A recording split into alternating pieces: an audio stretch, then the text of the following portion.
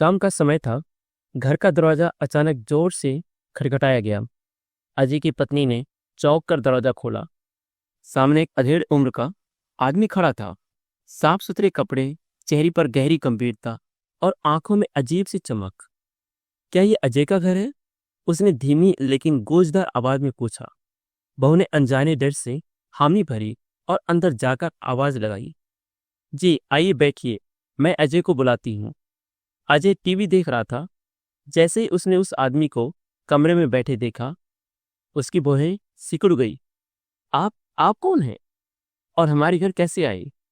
अजनबी ने धीरे से कुर्सी पर पीठ टिकाई और कहा, पहचान लीजिए, कल ही तो आपने अपने पिता को जहां छोड़ा था उसी वृद्धाश्रम से आ रहा हूं।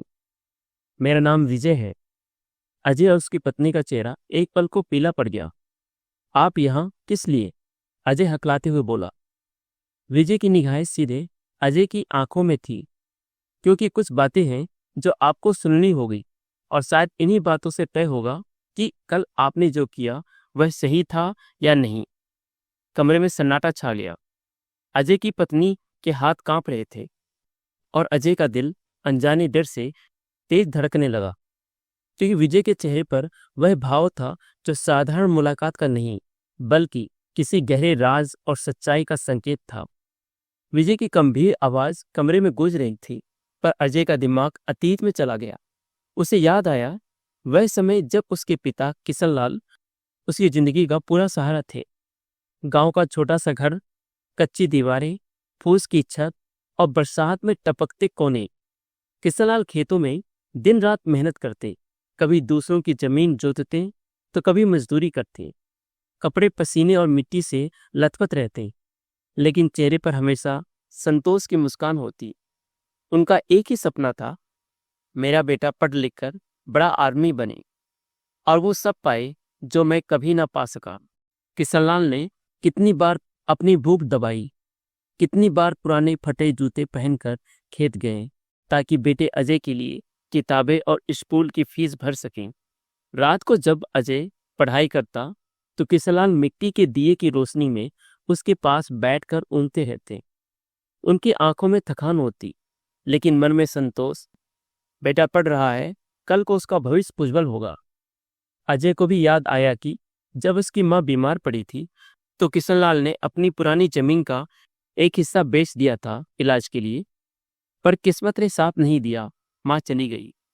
उस दिन से किशनलाल ने बेटे के लिए माँ और बाप दोनों की भूमिका निभाई। बेटा बड़ा हुआ, कॉलेज में दाखिला हुआ तो पिता ने बाकी जमीन और जेवर तक गिरवी रख दिए। कभी कभी किशनलाल भूखे रहते, लेकिन बेटे को कभी कमी नहीं होनी थी। हर बार गांव के लोग कहते, किशनलाल इतना क्यों कर रहे हो, बुढ़ापे में तेरे पास क्या रहेगा? किशनलाल मुस्कुराकर कहते, मेरी दौलत मेरा बेटा है, वही मेरा सहारा बनेगा। इन शब्दों को सोचते ही अजय के भीतर जैसे कुछ टूटने लगा। वह जानता था उसके पिता ने उसके लिए कितनी कुर्बानियां दी, पर आज वही पिता उसकी ही वजह से वृद्धाश्रम में है। उसकी आंखें भर आई, पर वह विजय के सामने कुछ कह ना सका। कमरे का सन्नाटा और भी गहरा हो गया। अजय के दिमाग में बचपन की यादें घूम रही थी, लेकिन हकीकत कुछ और ही थी। आज हालात बिल्कुल बदल चुके थे। किशनलाल अब बूढ़े हो चुके थे। कमजोर शरीर, झुर्रियों से भरा चेहरा और कांपते हाथ। चलते समय उनकी कमर झुक जाती। वे कोशिश करते कि बेटे बहू को तकलीफ ना दे, लेकिन उनकी मौजूदगी ही जैसे अब घर के लिए बोझ बन चुकी थी। बहू अक्सर ताने देती, देखिए जी, अब ये उम्र है आराम करने की, पर हमारे घर में बूढ़ों के लिए जगह कहाँ। हर चीज की किल्लत बढ़ रही है। कभी कभी किशनलाल का दिल बहुत आहत होता। वे सोचते, क्या मैं सच में बोझ हूँ? जिस घर को बनाने में मैंने अपनी सारी जवानी खपा दी, उसी घर में अब मेरी जगह नहीं। अजय भी बदल चुका था। वह दफ्तर से लौटकर थकान का बहाना बनाता और सीधे कमरे में जाकर मोबाइल या लैपटॉप में खो जाता। पिता को देखकर बस औपचारिक सा कैसे हो पापा पूछता, लेकिन रुककर बात करने का धैर्य उसमें नहीं रहा था। एक दिन तो हद हो गई। किशनलाल खांसते खांसते रात भर जागते रहे। सुबह बहू ने झुंझलाकर कहा, पता नहीं कब तक हमें ये सब सहना पड़ेगा। हर समय दवाइयों और देखभाल की झंझट। हमारी भी तो जिंदगी है। किसेलाल चुप रहे। उनकी आंखें नम थी, लेकिन जुबान बंद। दिल के अंदर सिर्फ एक ही सवाल, क्या बेटे के लिए किया गया हर त्याग बेकार था? क्या खून पसीने से सींचा हुआ रिश्ता इतना कमजोर हो सकता है? अजय को भी कभी कभी अपराध बोध होता, लेकिन बहू की बातें उसे और कठोर बना देती। वह सोचता, पापा को यहाँ रखने से झगड़े ही होते रहते हैं, शायद इन्हें कहीं और रखना ही सही होगा। धीरे धीरे यह ख्याल एक निर्णय में बदल गया। एक रात खाने की मेज पर बहू ने बात छेड़ दी, सुनिए जी, अब और बर्दाश्त नहीं होता। आपके पापा की बीमारी, उनकी जरूरतें, उनकी आदतें सब हमारी जिंदगी में बोझ बन गए हैं। हमें भी तो चैन से जीने का हक है। अजय ने धीरे से सिर झुका लिया। वह जानता था कि बहू की बातें गलत नहीं, लेकिन दिल के किसी कोने में एक आवाज भी गूंज रही थी, ये वही पिता है जिन्होंने अपनी पूरी जिंदगी तुम्हारे लिए कुर्बान कर दी। बहू ने फिर कहा, आपके ऑफिस के पास ही एक बहुत अच्छा वृद्धाश्रम है, वहां उनकी देखभाल भी हो जाएगी और हमें भी चैन मिलेगा। हमें अब ये कदम उठाना ही होगा। अजय चुप रहा। उसके दिमाग में कई ख्याल दौड़ने लगे, पिता के त्याग, उनका संघर्ष और उनकी बूढ़ी आंखें। पर बहू की तेज आवाज उन सब पर हावी हो गई। अगर आप अभी भी नहीं माने तो याद रखिए, मैं अब और ये सब नहीं सह सकती। अजय के दिल में तूफान था, लेकिन उसने आंखें बंद कर गहरी सांस ली और धीरे से कहा, ठीक है, कल ही पापा को वृद्धाश्रम छोड़ देंगे। कमरे में बैठा किशनलाल ये सब सुन रहा था। उसका दिल जैसे हजारों टुकड़ों में बिखर गया। पल भर को उसने सोचा, क्या मैं इतना पराया हो गया हूं कि अपने ही बेटे के घर में अब मेरी कोई जगह नहीं? लेकिन उनकी आंखों से गिरते हुए आंसू उनके मुंह से बाहर नहीं निकले। वे चुपचाप दीवार की ओर ताकते रहे। उस रात घर में किसी ने कुछ नहीं कहा, बस एक बेचैन सन्नाटा था, और उस सन्नाटे में किशनलाल का टूटा हुआ दिल धीरे धीरे धड़क रहा था। सुबह का समय था, आंगन में धूप उतर रही थी, लेकिन उस घर का माहौल अजीब तरह का भारी था। किशनलाल अपनी पुरानी लकड़ी की चौकी पर बैठे थे।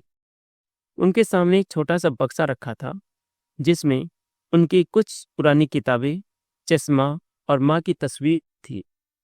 अजय दरवाजे पर खड़ा था। उसके हाथ में कार की चाबी थी, पर दिल कांप रहा था। बहू ने धीरे से कहा, चलो ना, देर हो रही है। किशनलाल उठे, बक्सा उठाने लगे। अजय ने झट से कहा, पापा रहने दीजिए, मैं उठा देता हूँ। किशनलाल ने एक पल बेटे की ओर देखा। उन आंखों में शिकायत भी थी और प्यार भी। धीरे से बोले, बेटा, ये बोझ मेरा है, इसे मैं खुद उठाऊंगा। उनकी बात ने अजय का दिल जीत दिया, लेकिन वह कुछ नहीं कह पाया। कार में बैठते वक्त किशनलाल ने एक आखिरी बार घर को देखा, वो घर जिसमें उन्होंने अपना पूरा जीवन लगाया था। दीवारों पर उनके हाथों की मेहनत थी, आंगन में उनकी यादें बसी थी, लेकिन अब वह घर उनके लिए पराया हो गया था। सफर शुरू हुआ। खिड़की के बाहर भागते पेड़ों को देखते हुए किशनलाल सोचते रहे, क्या यही अंत होता है? जिस बेटे के लिए मैंने सब कुछ छोड़ा, आज वही मुझे छोड़कर जा रहा है।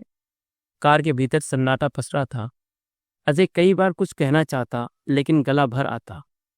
किशनलाल ने खुद उस सन्नाटे को तोड़ा, बेटा, गलती मेरी ही रही।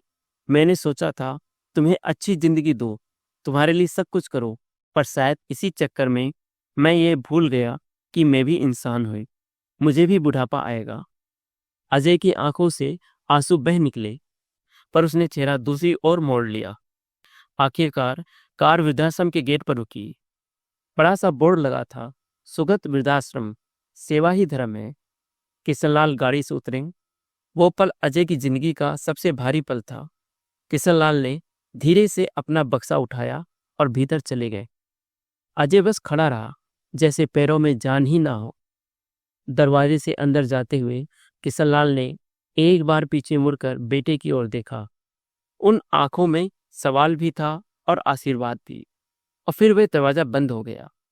वृद्धाश्रम का गेट पार करते ही किशनलाल को एक अजीब सी घुटन महसूस हुई। यह हर कोना जैसे कहानियों से भरा था। किसी बुजुर्ग की आंखों में अधूरी चाहत थी तो किसी के चेहरे पर अपने ही बच्चों की बेवफाई का दर्द। किशनलाल को एक कमरे में ठहराया गया। साधारण सा कमरा, एक खाट, एक अलमारी और खिड़की से आती हल्की धूप।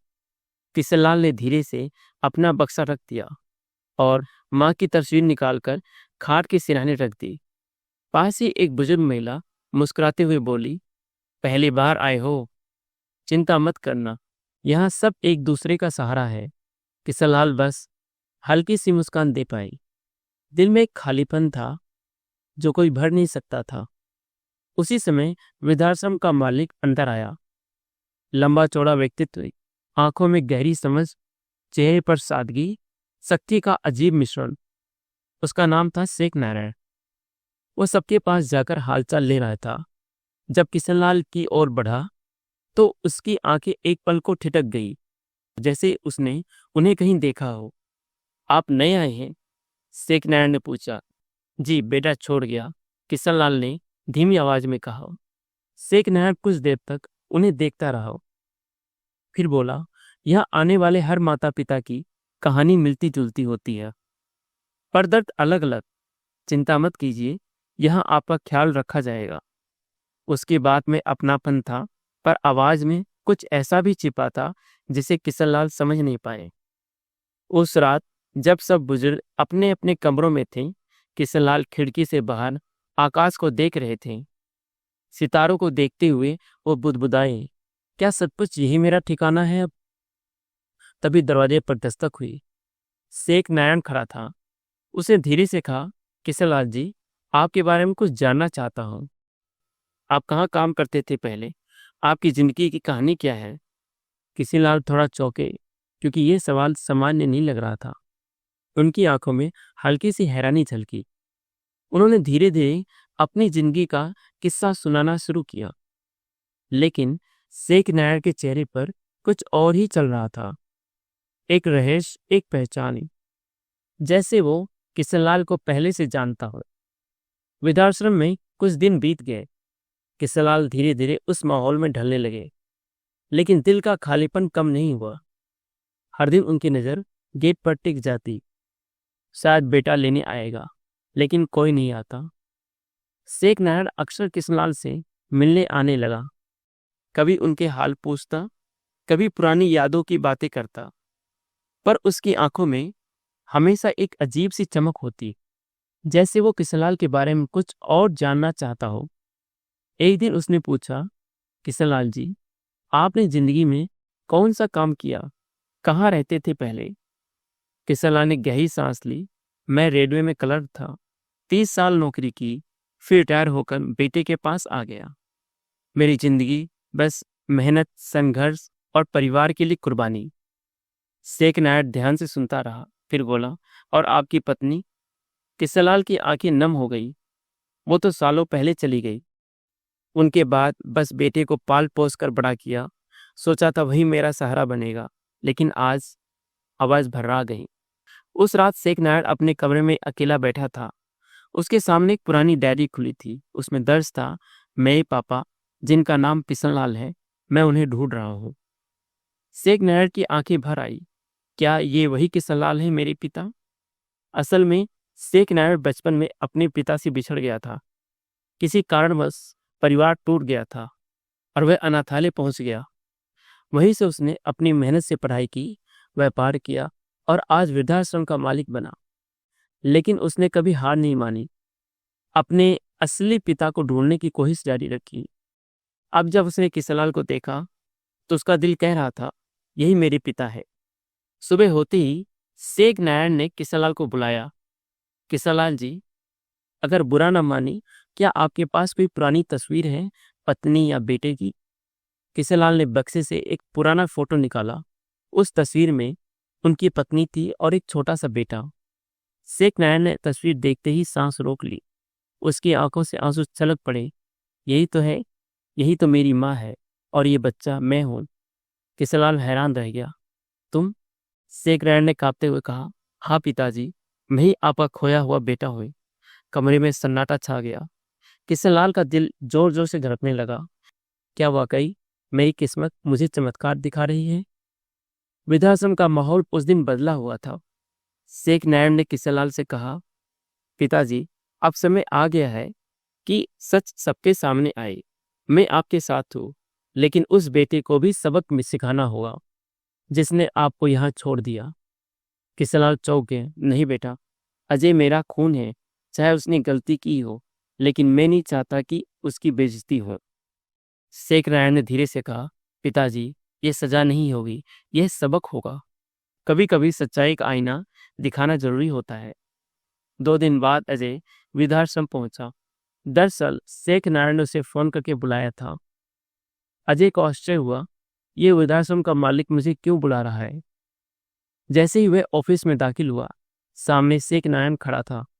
लंबा कद, आत्मविश्वास से भरा चेहरा और आंखों में गुस्से और दर्द का मिश्रण। शेख नारायण ने कहा, तुम अजय हो? हाँ, लेकिन आप मुझे क्यों बुलाना चाहते थे? शेख नारायण ने धीमी लेकिन सख्त आवाज में कहा, क्या तुम्हें शर्म नहीं आती? अपने बूढ़े पिता को यहाँ छोड़ गए, वो पिता जिन्होंने तुम्हारे लिए पूरी जिंदगी कुर्बान की। अजय हकला गया। देखिए, मैं मजबूर था, मेरी पत्नी। शेख नारायण ने बीच में ही रोक दिया। मजबूरी का बहाना मत बनाओ। मजबूरी तब होती है जब इंसान के पास विकल्प ना हो, लेकिन तुम्हारे पास विकल्प था, अपने पिता को सम्मान देना। कमरे का माहौल भारी हो गया। अजय के चेहरे पर पसीना छलक आया। तभी किशनलाल अंदर आए। उनकी आंखें आंसुओं से भीगी थी। शेख नारायण ने उनकी ओर इशारा करते हुए कहा, यह सिर्फ तुम्हारे पिता ही नहीं, मेरे भी पिता हैं। अजय अवाक रह गया। क्या? किशनलाल कांपते हुए बोले, हाँ अजय, ये तुम्हारे सौतेले भाई हैं। तुम्हारी माँ से पहले मेरी पहली पत्नी थी। हालात ने हमें जुदा कर दिया और ये बच्चा मुझसे बिछड़ गया। आज वही बच्चा मेरे सामने खड़ा है। अजय के पैरों तले जमीन खिसक गई। उसने पिता और शेख नारायण की ओर देखा। उसकी आंखों में अब गुस्सा नहीं, बल्कि अपराध बोध और शर्म थी। शेख नारायण ने गहरी सांस लिया और कहा, देखो अजय, मैं अपनी तकलीफ अकेले झेलता रहा, लेकिन कम से कम तुम तो इनका सहारा बन सकते थे। तुम्हें अंदाजा भी है किसी पिता को अपने ही बेटों के हाथों वृद्धाश्रम में छोड़ जाने का दर्द कितना बड़ा होता है। अजय की आंखों से आंसू झरझर गिरने लगी। उसने पिता के पैर पकड़ लिए। पिताजी, मुझसे बहुत बड़ी गलती हो गई। मैंने आपको बोझ समझा, लेकिन अब एहसास हुआ कि आपने मुझे कभी बोझ नहीं समझा, बल्कि अपना सब कुछ देकर मुझे बनाया। पिताजी, मुझे माफ कर दीजिए। किशनलाल के दिल का बांध टूट गया। उन्होंने कांपते हाथों से बेटे का सिर सहलाया। बेटा, मैं कैसे नाराज रह सकता हूँ? खून का रिश्ता कभी खत्म नहीं होता। कमरे में मौजूद हर व्यक्ति की आंखें भर आई। उस दिन वृद्धाश्रम का माहौल बदला हुआ था। सालों से मायूस चेहरों पर आज हल्की सी मुस्कान थी, क्योंकि एक पिता जिसने सब खो दिया था, अब अपने दोनों बेटों को पा चुका था। किशनलाल ने धीरे से दोनों बेटों का हाथ पकड़ा। तुम दोनों मेरी आंखों के तारे हो। शेखर, तू तकलीफों में बड़ा हुआ, लेकिन अपनी मेहनत से यहाँ तक पहुंचा। और अजय, तू मेरे साथ रहा, लेकिन कभी दबावों में झुक गया। अब वादा करो, दोनों भाई मिलकर साथ रहोगी। मेरे लिए यही सबसे बड़ी खुशी होगी। दोनों बेटों की आंखों से आंसू बह रहे थे। शेख नारायण ने अजय को गले लगाया। भाई, अब कभी पिताजी को अकेला मत छोड़ना, हम दोनों मिलकर उनका सहारा बनेंगे। अजय ने सिर झुका लिया। हाँ भाई, अब पिताजी की हर जरूरत हमारी जिम्मेदारी हो गई। कुछ ही दिनों बाद किशनलाल वृद्धाश्रम से वापस अपने घर लौटे, लेकिन इस बार अकेले नहीं, साथ में उनके दोनों बेटे थे। पड़ोसियों ने देखा तो हैरान रह गए। जो बूढ़ा पिता कभी कार में आंसुओं के साथ छोड़ दिया गया था, आज उसी पिता की शान के साथ दोनों बेटे बाहों में बाहें डाले खड़े थे। किशनलाल की आंखों से आंसू निकल आए, लेकिन इस बार वो आंसू दर्द के नहीं, खुशी के थे। किशनलाल ने धीरे से कहा, बुढ़ापा बोझ नहीं होता। माता पिता वह पेड़ हैं जिनकी छांव में बेटा पलता है। अगर वही बेटा उन्हें धूप में छोड़ दे, तो उसके जीवन में कभी ठंडक नहीं बचती। याद रखना बेटा, माता पिता के आशीर्वाद से बड़ा कोई खजाना नहीं होता। दोनों बेटे सिर झुकाकर सुनते रहे, और उस दिन के बाद किशनलाल के घर से कभी दर्द की चीखें नहीं, बल्कि हंसी और अपनापन की आवाजें आने लगी। अगर ये कहानी आपके दिल को छू गई हो, तो इसे लाइक कीजिए अपने दोस्तों तक शेयर कीजिए और चैनल को सब्सक्राइब करना मत भूलिएगा, क्योंकि आगे भी हम लाएंगे ऐसी ही कहानियाँ जो आपके दिल को छू जाएगी।